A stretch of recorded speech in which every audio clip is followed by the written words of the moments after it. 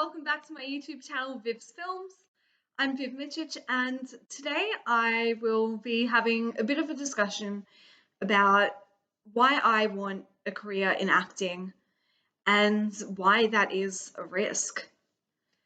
So I've got a few notes here, so I won't go rambling on for too long like I've done in the past. So I think the first thing I need to mention about a career in acting is there are actually a lot of skills required. So I've actually gone and I found a list from learn.org, which I will link in the description below so you guys can take a look. So the skills are as followed. Memorization. So this is for remembering lines and directions, but also this is useful in other jobs as well. Reading, so understanding and interpreting scripts. So if you were really good at English or literature at school, then acting is definitely a career path that you can consider.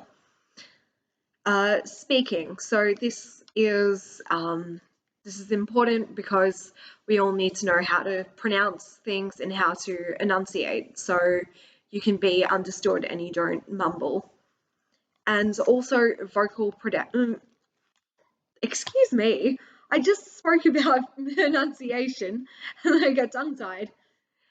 Vocal projection. So this is actually what I'm doing now because the microphone on this laptop isn't very good. But it's also very useful in a theatre because if the microphone breaks or something, you still need to be heard.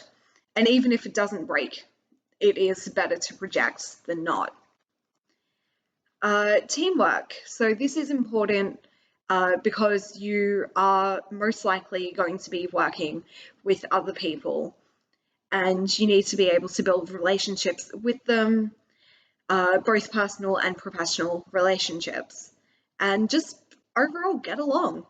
Improvisation is also another skill, so this is important with problem solving and adapting to new situations. So just a little story time here. When I was in acting class, we had a film called The Runaway, and the person who was supposed to be the leading actress, wasn't available to come in for one of the filming days.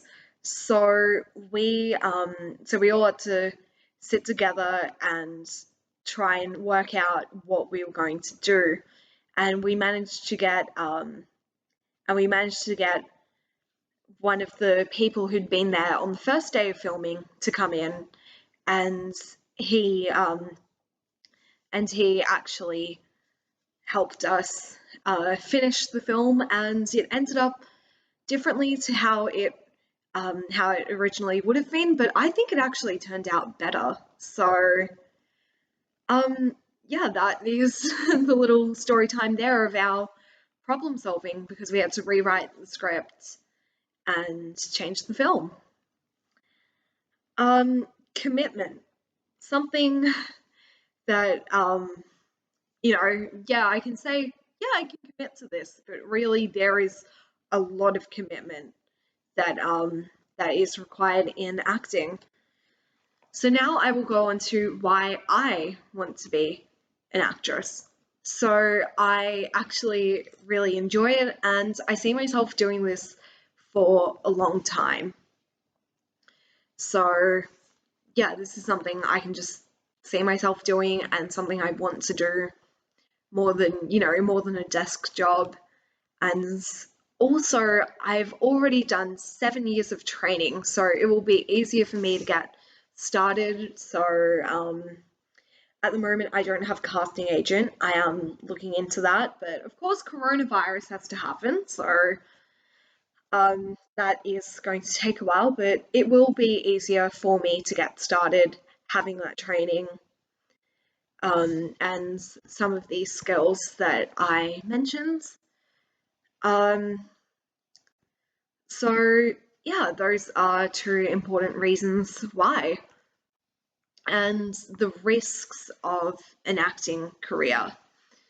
So So my drama teacher was always telling me you can't just count on being an actress as a career because there's always irregular work.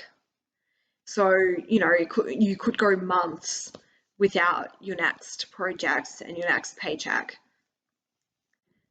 And it is, and it is really rare for you to find something that you will be there for years and years and years. And even then, that is a risk. So, like, let's say you're on a TV show and you end up there for like 30 years. If you want to try something else, then you're probably going to be typecast as that character and people aren't going to be able to see you doing much else. But again, that is a risk that I'm sure everybody who's been in that position has thought of, and then they've thought, okay, yeah, I'll stick with it. The next point I have is that it's hard to have a big break. The industry is pretty tight knit. So to actually, break through the cracks is a little hard because the industry is more likely to select someone who has a bit of a fan base, people know who they are, over people who are, rising stars, and that's what makes it so difficult because it is really hard to have that big break when most of the industry is going for people that you would know because, for example, if you saw a film that had Tom Hanks in it, you'd be more likely to sit down, and watch it in comparison to if it had, I don't know, Breakout Bob, then we'd probably be like, who's Breakout Bob? No, we know Tom Hanks. So with that, I have kind of mentioned that it is a competitive industry because there are so few chances to have a breakout. Everyone's kind of, trying, it's great that people are trying their best to get roles, but it can be really, really competitive. And I will say, try not to let the competition get to you. Casting directors make their choices based on who they see in the role.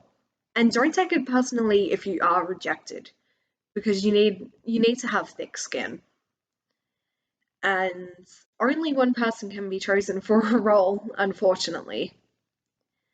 But again, if you give a good enough impression, then the casting director will have you in mind, and you could end up being cast in something later down the track. So don't get disheartened by rejection, because a casting director would have their own reasons, and I'm sure they would pick everyone if they could, because it is really, really hard. Now, the other thing I have to say is that there are many more unpaid jobs in acting versus paid jobs. And this is a huge thing because you would be working, spending hours and hours preparing, and, you'd want something for it, but you don't really, but you're more likely to just get a big thank you instead of money. And, that's fine. Everyone has to, start out like that most of the time. So, but sadly, a thank you won't fill your fridge. So that is a bit of a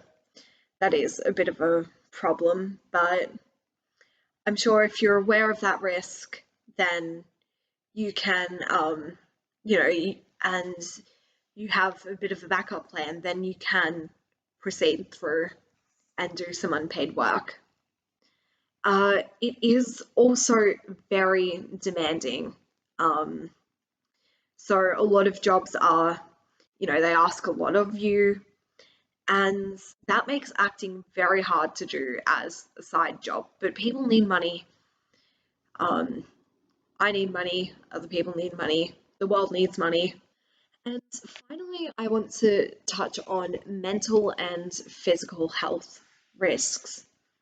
So, sadly, what I've noticed is with mental health risks, it more happens with people who follow like method acting or the Stanislavski system, because if you're going, really delving deep into a character, then it's going to be harder to break out. And yes, it could win you, that Oscar or whatever, but I think people really need to evaluate, whether it's good for them or not to be going so, deep into character, because you will, after a scene or whatever, you will struggle to find yourself. I think this is why I personally would stick with the Stella Adler technique of acting, because I think I can do a little bit of research, but I don't need to, go and completely change my life, to really explore that character. I think just from research, I will know who that character is, and I still need to, end a scene and know who I am, and know that character is someone who resonates with me, but is not me. So that is a mental health risk. And as for the physical risks, so there have been, I'm sure you've seen people who have gained a lot of weight for a character, or lost a lot of weight for a character, or, maybe dehydrated for a character, whatever. But I think the main point is that none of that is healthy. And I think for as long as there are options, I would prefer to take other options than put myself through physical trauma. So, I would not want to gain 60 pounds for a role, because I could end up with like diabetes or something, and that is a lifelong medical condition that I do not want to have over an acting role. And I do not want to, have to starve myself when there is, CGI available. Like, sure, I'd be happy to lose a bit of weight, but I don't want to be doing it to the point that, suddenly, oh no, my period stopped, and, and I can see, and I seriously look like a walking skeleton. Like, there needs to be a point, there is a point where it's unhealthy, and there needs to be a point where people actually say, okay, stop, we'll do the rest with CGI. Because, and makeup, because there's, there are ways around this, and I think that people need to understand that I'm willing to push myself to an extent. I'm just not willing to push myself, to the extreme. So even, as I mentioned, gaining weight, I'm happy to do that a little bit, but again, it's better to not gain weight. But again, if there is a fat suit available, I would be more than happy to look at that option, like actually look at it and try it on, and also see if it's financially feasible for me to be wearing a fat suit. And again, if again I needed to gain weight for a role, in some circumstances it would just be easier for someone who is plus size to be taking that role instead of myself. So that's all I've got written down. So that brings us to the end of this discussion. So please let me know what you thought of this discussion in the comments, and if I've missed out on anything else. So yeah, I will be responding to comments as well, most of them. So yeah, and also if you enjoyed this video, please leave a big thumbs up and subscribe to my channel so you don't miss another upload. Until next time, toodles!